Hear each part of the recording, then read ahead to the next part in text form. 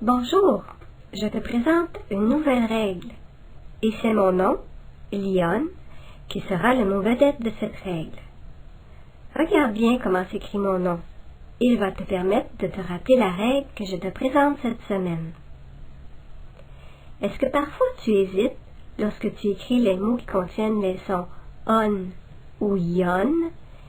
Et est-ce que tu te demandes si tu écris ces sons avec un N ou avec deux N?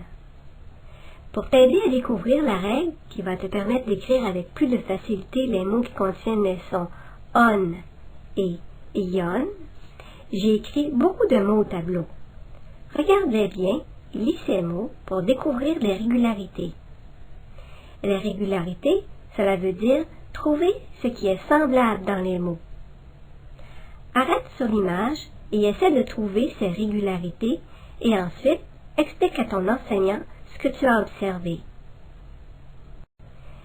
Dans les explications que tu as données à ton enseignant, tu lui as probablement dit que tous ces mots se terminent par les sons on ou oni et ion ou ioni. Tu as probablement aussi dit que dans tous ces mots, les sons on ou oni et ion ou ioni s'écrivent avec deux N. Je vais mettre un peu d'ordre dans les mots. Voilà. Maintenant, arrête sur l'image pour trouver d'autres mots qui se terminent par les sons on ou oni et ion ou ioni. Et dis les mots que tu as trouvés à ton enseignant. Je suis presque certaine que dans les mots que tu as trouvés, ce sont des mots qui s'écrivent avec deux N.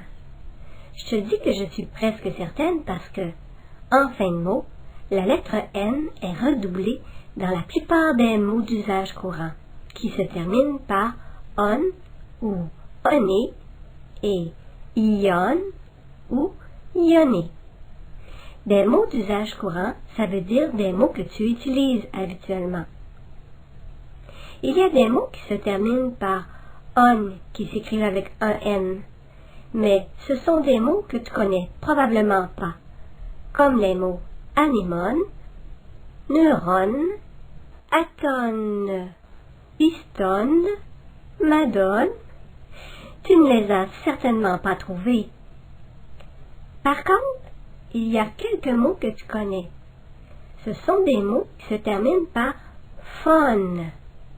Le son on dans ces mots s'écrit avec un seul N, comme dans les mots téléphone, francophone, anglophone, microphone, xylophone. Phone, c'est un suffixe. Un suffixe, c'est un ajout à la fin d'un mot. Ici, le suffixe phone veut dire qu'il transmet les sons. Il s'écrit P-H-O-N-E. Cette semaine, chaque fois que, comme un détective, tu détecteras des mots qui se terminent par on, oni, ion, ioni, tu pourras les ajouter dans ton cahier à la page 28.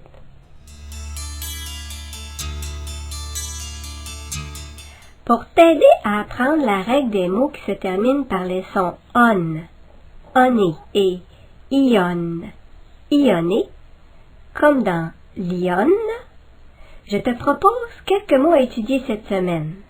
Les voici. 4 de ces mots contiennent une petite difficulté.